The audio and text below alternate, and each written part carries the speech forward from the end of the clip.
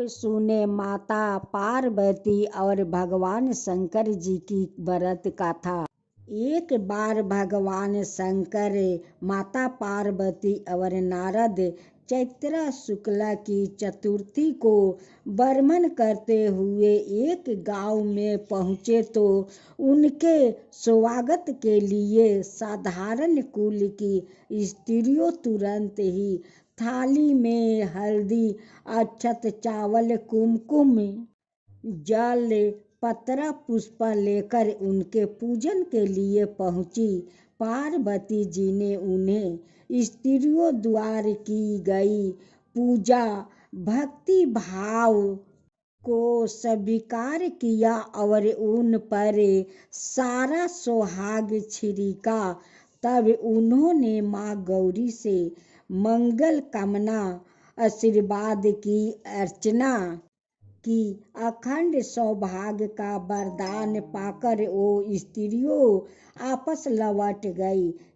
इसके बाद ऊंचे कुल की स्त्रियों श्रृंगार कर सोने चांदी की थालियों में विभिन्न प्रकार के आयोजन लेकर पहुंची तो शिव जी ने पार्वती से कहा, गौरी, तूने सारा सुहाग साधारण स्त्रियों में बांट दिया, तो अब इन्हें क्या दोगी? पार्वती ने कहा, इसकी चिंता आप ना करें, मैंने ऊपरी पदार्थों से बना सुहाग रस ही उन्हें दिया था। इन ऊंचे कुल की स्त्रियों को तो मैं अपनी अंगुली चीर कर रक्त का सुहाग रस दूंगी, इससे वो मेरी तरह ही सौभाग्यशाली हो जाएगी। जब कुलीन स्त्रियों पार्वती का पूजन कर चुकी तब पार्वती ने अपनी अंगुली चीर कर उन पर रक्त छिड़क दिया। इस प्रकार उन सभी ने अखंड सौभाग्य पाया। फिर भगवान शंकर की आज्ञा से नदी में जाकर पार्वती ने स्नान किया और बालू रेत के महादेव बनाकर उनका पूजन किया। बालू के पकवान बनाकर भोग लगाया और परिक्रमा की। बालू के 2 कोनों का प्रसाद खाकर अपने मस्तक पर टीका लगाया। इस बालू की मूर्ति से शिव जी ने वहां प्रकट होकर पार्वती को वरदान दिया, जो स्त्री आज के दिन से मेरा पूजन और तुम्हारा व्रत करेगी उसके पति चिरंजीवन रहेंगे और अंत में मोक्ष पाएंगे। महर्षि नारद ने माता पार्वती और उनके पतिव्रता से प्रभावित होकर कहा, माता, आप पतिव्रताओं आदि शक्ति है, सर्वश्रेष्ठ है, इसलिए संसार की विवाहित स्त्रियां आपके नाम का याद करने मात्रा से अटल सौभाग्य प्राप्त कर सकेगी। जो स्त्रियां इस व्रत को करके गुप्त रूप से पति का पूजन करके मंगल कामना करेगी, उन्हें महादेव जी की कृपा से शीघ्र पति मिलेंगे और उनकी समस्त मनोकामनाएं पूर्ण होगी। यही कारण है कि प्राचीन काल से स्त्रियां गण गौर का व्रत करती आ रही है। भारत के अन्य प्रदेशों की अपेक्षा इस व्रत का प्रचलन राजस्थान काफी अधिक। महिलाओं इस व्रत को एक पर्व के रूप में मानती है, क्योंकि इसके करने से सुहागिनों का सुहाग अखंड रहता है। ये गौर पूजा सौभाग्यवती स्त्रियों और कन्याओं का विशेष त्योहार है। इस दिन भगवान शिव ने पार्वती जी को और पार्वती जी ने समस्त स्त्रियों को सौभाग्य का वरदान दिया था। यह सौभाग्य तृतीया के रूप में भी प्रसिद्ध है। गण गौर का व्रत चैत्र शुक्ला प्रतिपद से आरंभ होकर तृतीया तक मनाया जाता है, परंतु आजकल अनेक स्थानों पर 3 दिन के बजाय अंतिम तिथि तृतीया को ही मनाने को रिवाज बन गया है। इस दिन सौभाग्यवती महिलाएं दोपहर तक व्रत रहती है। व्रत धारण कर पूजन के पहले रेणुका गौर की स्थापना की जाती है, फिर उस पर सौभाग्य संबंधी चीजों जैसे सिंदूर, कांच की चूड़ियां, मेहंदी, महावर, काजल, बिंदिया, टीका, शीशा, कंघी आदि से श्रृंगार किया जाता है। इसके पश्चात चंदन, अक्षत, घी, दीप, पुष्प से विधिवत पूजन करके भोग लगाया जाता है। फिर गौरी जी की गाथा का वाचन किया जाता है। गाथा की समाप्ति के बाद व्रत रखने वाली सौभाग्यवती स्त्रियों गौरी जी पर चढ़ाए हुए सिंदूर से अपनी अपनी मांगे भरती है। शाम को एक बार भोजन कर व्रत तोड़ा जाता है। इस व्रत का परिसर पुरुषों के लिए नहीं होता, इसलिए केवल महिलाओं ही सेवन करती है। विष्णु भगवान की जय हो, विष्णु भगवान की जय हो। दोस्तों, आप सुने हरिश्चंद्र राजा का दुख भरी गाथा। एक दिन जब महर्षि विश्वामित्र दरबार में आए तो सत्यवादी राजा हरिश्चंद्र ने स्वप्न अनुसार अपना पूरा राज्य उन्हें सौंप दिया। उनके द्वारा दक्षिणा में 500 स्वर्ण मुद्राएं मांगने पर उन्होंने अपने पुत्र, पत्नी और सवाए को बेचना पड़ा, तब कहीं जाकर दक्षिणा दे पाए। जिस चंडाल ने राजा हरिश्चंद्र को खरीदा, उसने उन्हें शमशान में नियुक्त कर दिया, जहां उनका काम था कि वो सब जलाने के लिए आए हुए परिजनों से शमशान में वसूल करे। एक रात्रि की बात है, एक स्त्री अपने पुत्र का देह संस्कार कराने के लिए शमशान में आई। निर्धनता के कारण उसके पास कफन के लिए भी पैसा नहीं थे। सब को ढकने के लिए उसने अपनी धोती तक फाड़ ली। उसे भी राजा हरिश्चंद्र ने शमशान का कर्ज मांगा।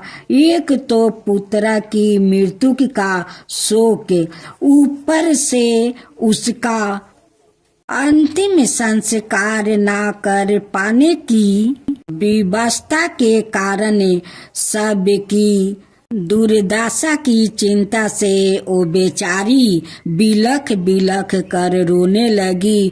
फिर भी सत्यवादी राजा ने उसे देह संस्कार करने की आज्ञा प्रदान नहीं की। इस बीच बरसात पानी के दौरान बिजली चमकने से उत्पन्न प्रकाश में राजा ने अपनी पत्नी तारामती और मृतक पुत्र को देखा तो वह चौंक पड़े। सत्यादि के दुख की पीड़ा से उनकी आंखें से आंसू निकल पड़े। पूछने पर पता चला कि पुत्र को सांप ने काट लिया था। इस परीक्षा की घड़ी में अपने को संभालते हुए राजा ने कहा, जिस सत्या की रक्षा के लिए मैंने अपना राज्य त्यागा, सवाय को बेच डाला,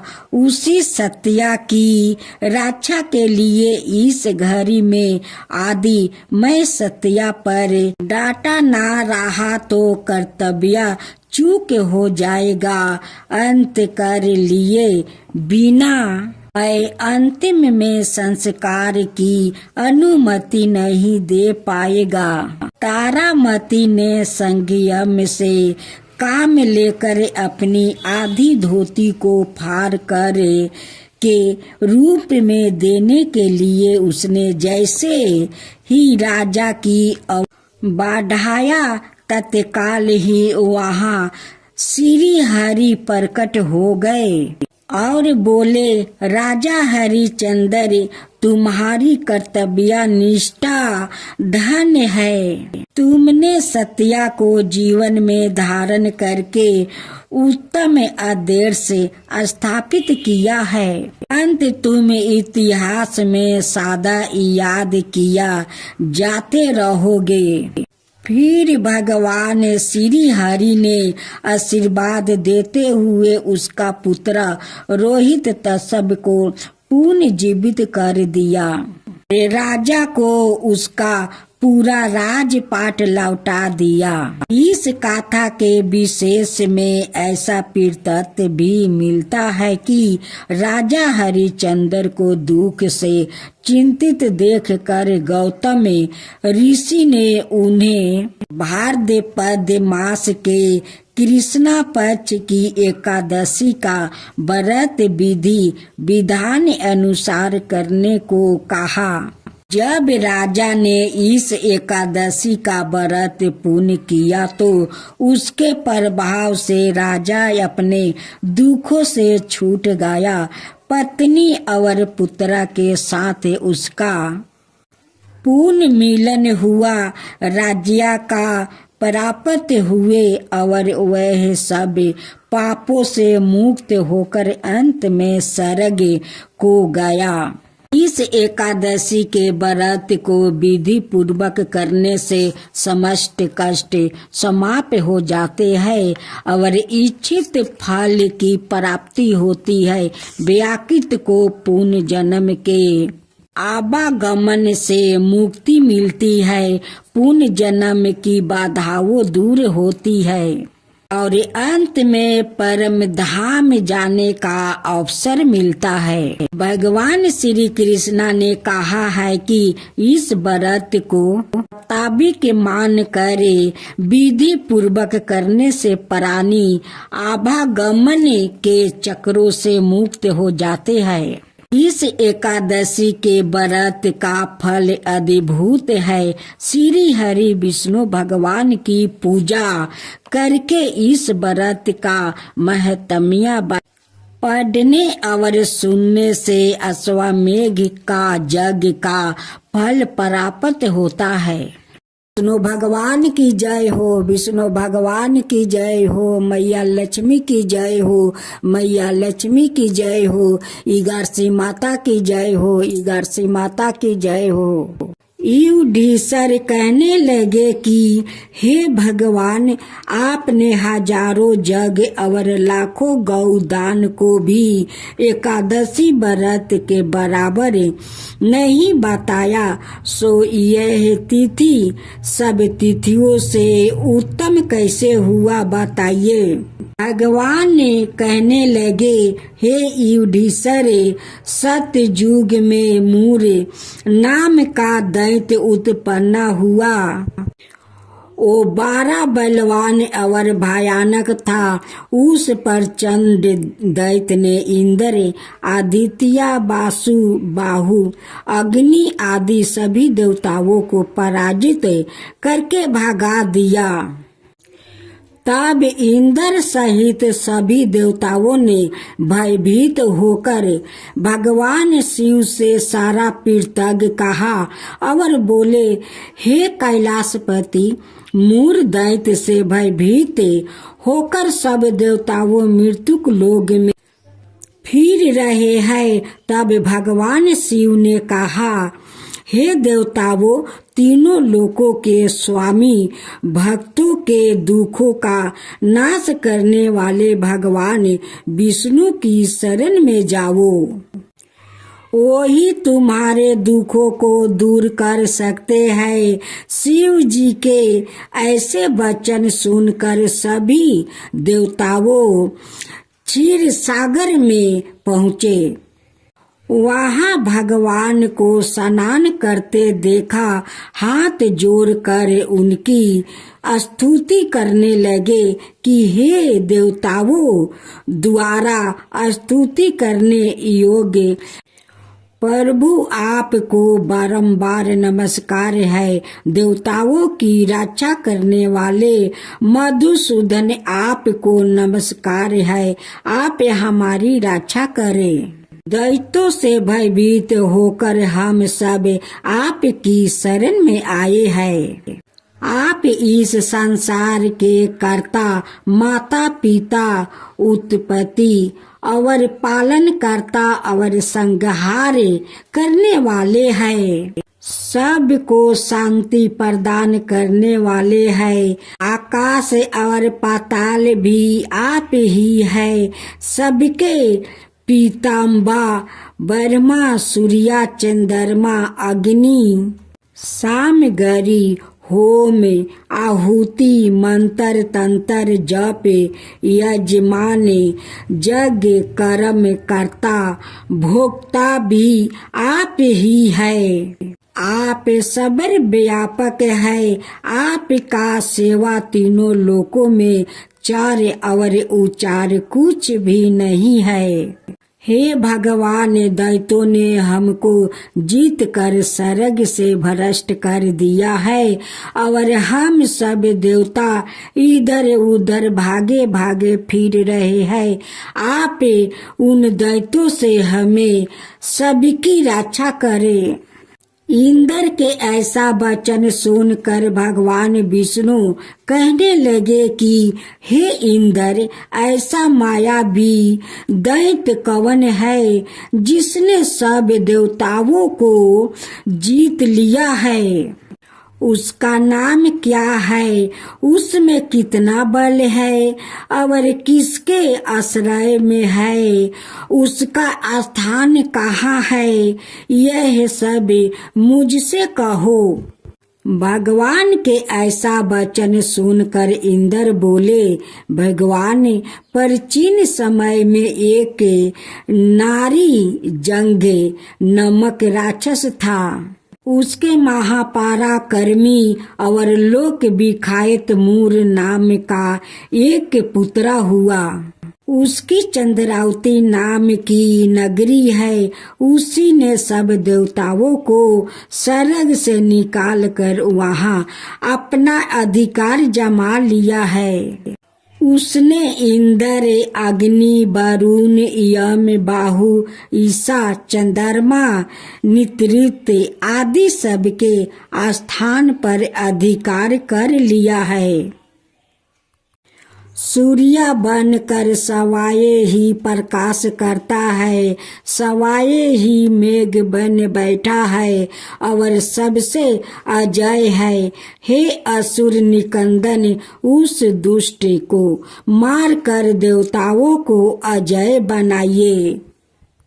यह वचन सुनकर भगवान ने कहा, हे देवताओं, मैं शीघ्र ही उसका संहार करूंगा। तुम चंद्रावती नगरी जाओ। इस प्रकार कहकर भगवान सहित सभी देवताओं ने चंद्रावती नगरी की ओर प्रस्थान किया। उस समय जब दैत्य मूर सेना सहित युद्ध भूमि में गरज रहा था, उसकी भयानक गरजना सुनकर सभी देवताओं भय के मारे चारों दिशाओं में भागने लगे। जब सवाए भगवान रणभूमि में आए तो दैत्य उन पर भी अस्त्र शस्त्र आयुध लेकर दौड़े। भगवान ने उन्हें सर्प के समान अपने बाणों से बींध डाला। बहुत से दैत्य मर गए। केवल मूर बचा। वो अभिचल भाव से भगवान के साथ युद्ध करता रहा। भगवान जो भी तीक्ष्ण बाण चलाते वो उसके लिए पुष्प सिद्ध हो जाते। उसका शरीर छीन भिन्न हो गया, किंतु वो लगातार युद्ध करता रहा। दोनों के बीच मल्लयुद्ध भी हुआ। 10,000 बरस तक उनका युद्ध चलता रहा, किंतु मूर नहीं हारा। थक कर भगवान बरदिका सर में चले गए। वहाँ हेमवाती नामक सुंदर गुफा थी। उसमें विश्राम करने के लिए भगवान उसके अंदर प्रवेश कर गए। यहाँ गुफा 12 योजन लंबी थी और उसका एक ही द्वार था। विष्णु भगवान वहाँ योग निद्रा की गोद में सो गए। मूर भी पीछे पीछे आ गया और भगवान को सोए देख कर मारने को उगत हुआ। तभी भगवान के शरीर से उजाला कांतिम रूप वाली देवी प्रकट हुई। देवी ने राक्षस मूर को ललकारा, युद्ध किया और उसे तत्काल मौत के घाट उतार दिया।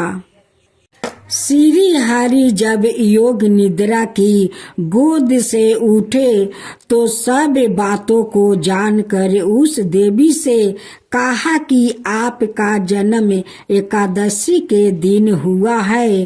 अंत आप उत्पन्ना एकादशी के नाम से पूजित होगी। आपका भक्त वही होगे जो मेरे भक्त है। जय श्री हरि। संतोषी माता सनातन धर्म में एक देवी है जो भगवान शंकर देवी पार्वती की पुत्रा, उनके सबसे छोटे पुत्रा भगवान गणेश और गणेश जी की पत्नी रिद्धि सिद्धि की पुत्री कार्तिकेय, अशोक सुंदरी यापा, जयोति और मनसा की भतीजी और क्षेमा लाभ की बहन संतोषी की देवी है। इनका दिवस शुक्रवार मनाया गया है। इन्हें खीर गुड़ चने का प्रसाद चढ़ाया जाता है। शुक्रवार को संतोषी माता का दिन भी होता है। इस दिन माँ संतोषी के व्रत और पूजा का भी विधान होता है। माँ संतोषी को माँ दुर्गा के सबसे शांत और कोमल रूपों में से एक माना जाता है। ऐसी मान्यता है कि माता संतोषी का सच्चे मन से व्रत रखने और उनकी पूजा करने से सभी मनोकामनाएं पूरी होती है और भक्तों के सभी कष्ट दूर हो जाते हैं। लेकिन व्रत करने के पहले कुछ महत्वपूर्ण विधान है जिसका पालन किया बिना संतोषी माता का व्रत पूरा नहीं होता। इन नियमों का पालन करना बेहद जरूरी है। पौराणिक कथाओं के अनुसार माँ संतोषी के पिता भगवान गणेश और माता रिद्धि सिद्धि है और धन धनाए और रत्नों से भरा परिवार होने के कारण इन्हें देवी संतोषी कहा जाता है। धर्म शास्त्रों की माने तो शुक्रवार का दिन देवी लक्ष्मी के साथ ही माता संतोषी को भी समर्पित होता है, इसलिए इस दिन इनकी पूजा और व्रत को बेहद शुभ माना जाता है। संतोषी माता का व्रत 16 शुक्रवार तक करने से स्त्री पुरुष की सभी मनोकामनाएं पूरी होती है, परीक्षा में सफलता मिलती है, व्यवसाय में लाभ होता है और घर में सुख समृद्धि भी आती है। अविवाहित कन्या अगर संतोषी माता का व्रत करे तो माँ की कृपा से उन्हें सुंदर वर मिलता है। शुक्रवार को रखे जाने वाले माता संतोषी का व्रत शुक्ल पक्ष के प्रथम शुक्रवार से शुरू किया जाता है। सुख सौभाग्य की प्राप्ति के लिए माता संतोषी के 16 शुक्रवार तक व्रत किए जाने का विधान है। सूर्य उदय से पहले उठकर घर की सफाई करे और स्नान आदि के पश्चात घर में किसी सुंदर पवित्र जगह पर माता संतोषी की प्रतिमा या चित्र स्थापित करे। रखे कलश के ऊपर कटोरी में गुड़ चने रखे, संतोषी माता के सामने घी का दीप जलाए, माता को रोली अक्षत फूल नारियल लाल वस्त्र यह चुनरी अर्पित करे। माता संतोषी को गुड़ चने का भोग लगाए, संतोषी माता की जय बोलकर माता की गाथा प्रभाव करे, गाथा पूरी होने पर आरती करे और प्रसाद का भोग लगाए। संतोषी माता का व्रत करने वाले स्त्री और पुरुष को खट्टी चीज का सेवन और स्पर्श नहीं करना चाहिए। माता संतोषी को भोग लगाने वाला प्रसाद गुड़ चने व्रती को भी खाना चाहिए। मानता है कि ऐसा करने से माता रानी की कृपा हमेशा बनी रहती है। संतोषी माता कमल के फूल में विराजमान है, ऐसे में माता संतोषी की पूजा के दौरान उन्होंने कमल का पुष्प अर्पित करना चाहिए और चौकी कमल का फूल अधिकतर गुलाबी रंग का होता है, इसलिए इस दिन हल्के या गहरे गुलाबी या लाल रंग के वस्त्र धारण करें।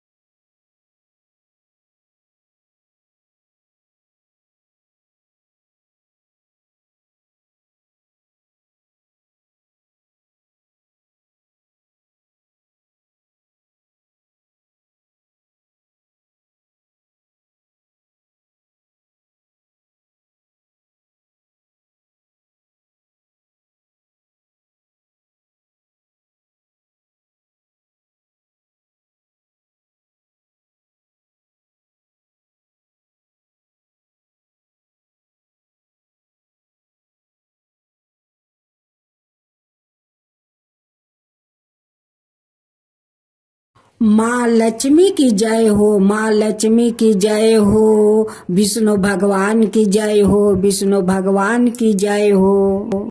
तो दोस्तों, आप सुने माँ लक्ष्मी का व्रत कथा। कथा के अनुसार एक समय की बात है, किसी शहर में कई लोग रहते थे। सभी अपने कामों में व्यस्त रहते, किसी को किसी से कोई मतलब नहीं रहा। भजन कीर्तन भक्ति भाव दया माया परोपकार जैसे संसारों का अभाव हो चुका है। शहर में बुराइयां बढ़ गई, शराब जुए रस व्यभिचार चोरी डकैती आदि सब से गुनाह शहर में होने लगे। बावजूद इसके उस शहर में कुछ अच्छे लोग भी रहते। इसमें शीला नाम का स्त्री जो धार्मिक और प्रकृति और संतोष स्वभाव वाली रहा करती। उनका पति भी विवेक और सुशील स्वभाव का आदमी था। शीला और उसका पति कभी किसी की बुराई नहीं करते और भगवान का भजन करने में अच्छी तरह समय व्यतीत कर रहे हैं। शहर के लोग उनकी गृहस्थी की सराहना करते हैं। देखते ही देखते समय बदल गया। शीला के पति की अच्छी संगति बुरी में बदल गई। अब वो जल्द से जल्द करोड़पति बनने के ख्वाब देखने लगा, इसलिए वो गलत रास्ते पर चल पड़ा और पल रूप उसकी हालत भिखारी जैसे हो गई। शराब जुआ रस सरस गांजा आदि बुरी आदतों में शीला का पति भी फंस गया। दोस्तों के साथ उसे भी शराब की आदत लग गई। इस प्रकार उसने अपना सब कुछ जुए में गवा दिया। शीला इस बात से बेहद चिंतित रहने लगी, लेकिन उसे भगवान पर भरोसा है। वो अपना अधिकांश समय प्रभु भक्ति में बिताने लगी। अचानक एक दिन दोपहर को उनके द्वार पर किसी ने दस्तक दी। शीला ने द्वार खोला तो देखा कि एक माँ जी खड़ी है। उसके चेहरे पर अलौकिक तेज दिखाई दे रहा है। उनकी आंखों में से मानो अमृत बह रहा है। उसका भाव चेहरा करुणा और प्यार से झलक रहा है। उसको देखते ही शीला के मन को शांति महसूस हुई और उसके रोम रोम में खड़ा हो उठा। शीला उस माँ जी को आदर के साथ घर ले आई। घर में बैठने के लिए कुछ भी नहीं है। तब शीला ने एक फटी हुई चादर पर उसको बैठाया। माँ जी बोली, क्या शीला मुझे पहचाना नहीं? हर शुक्रवार को लक्ष्मी जी की मंदिर में भजन कीर्तन के समय मैं भी वहाँ आती हूँ। इसके बावजूद शीला कुछ समझ नहीं पा रही। फिर माँ जी बोली, तुम बहुत दिनों से मंदिर नहीं आई, इसलिए मैं तुम्हें देखने चली आई। माँ जी के प्रेम भरे शब्दों से शीला का हृदय पिघल गया। उसकी आंखों में आंसू आ गए और वो बिलख बिलख कर रोने लगी। माँ जी ने कहा, बेटी, सुख और दुख तो धूप और जैसे होते हैं। धैर्य राखो बेटी, मुझे तेरी सारी परेशानी बता। माँ जी के व्यवहार से शीला को काफी संबल मिला और सुख की आशा में उसने माँ जी को अपनी सारी कहानी कह सुनाई। माँ जी के व्यवहार से शीला को काफी शगुन मिला और उसने माँ जी को अपनी सारी कहानी सुनाई।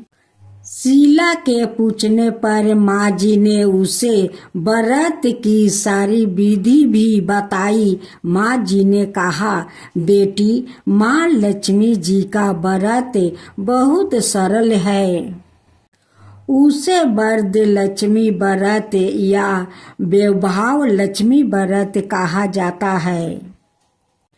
व्रत करने वाले की सब मनोकामनाएं पूर्ण होती है, सुख संपत्ति और आस प्राप्त करता है। शीला सुनकर आनंदित हो गई। शीला ने संकल्प करके आंखें खोली तो सामने कोई नहीं है। वो सोच में पड़ गई कि माँ जी कहाँ गई। शीला को तत्काल समझते देर नहीं लगी कि माँ जी और कोई नहीं, वो साक्षात लक्ष्मी जी ही है। दूसरे दिन शुक्रवार सुबह स्नान करके स्वच्छ कपड़े पहनकर शीला ने माँ जी द्वारे बताई विधि से पूरे मन से व्रत किया। आखिरी में प्रसाद वितरण हुआ। प्रसाद पहले पति को खिलाया। प्रसाद खाते ही पति के स्वभाव में फर्क पड़ गया। उस दिन उसने शीला को मारा नहीं, सताया भी नहीं। शीला को बहुत आनंद हुआ। उनके मन में वैभव लक्ष्मी व्रत के लिए सिद्धि बढ़ गई। शीला ने पूर्ण श्रद्धा भक्ति से शुक्रवार तक वैभव लक्ष्मी व्रत किया। शुक्रवार को माँ जी के कहे मुताबिक उद्यापन विधि करके 7 स्त्रियों को वैभव लक्ष्मी व्रत की 7 पुस्तक उपहार में दी। फिर माता जी के धन लक्ष्मी स्वरूप की छवि को बंधन करके भाव से मन ही मन प्रार्थना करने लगी, हे माँ धन लक्ष्मी, मैंने आपका वैभव लक्ष्मी व्रत करने की मन्नत मांगी है। वो व्रत आज मैंने पूर्ण किया है। हे माँ, मेरी हर विपत्ति दूर करो, हमारा सबका कल्याण करो। जिसे संतान ना हो उसे संतान देना, सौभाग्यपति स्त्री का सौभाग्य अखंड रखना, कुंवारी लड़कियों को मन भाव पति देना। जो आपका यह चमत्कारी वैभव लक्ष्मी व्रत करे, उनकी सब विपत्ति दूर करना, सभी को सुख करना। हे माँ, आपकी महिमा अपरंपार है। ऐसे उन्हें प्रणाम किया। व्रत के प्रभाव से शीला का पति अच्छा आदमी बन गया और कड़ी मेहनत कर व्यवसाय करने लगा। उसने तुरंत शीला के गिरवी रखे गहने चुरा लिया। घर में धन की वृद्धि हुई। घर में पहले जैसी सुख शांति छा गई। वैभव लक्ष्मी व्रत का प्रभाव देखकर मोहल्लों की दूसरी स्त्रियां भी विधि पूर्वक वैभव लक्ष्मी का व्रत करने लगी।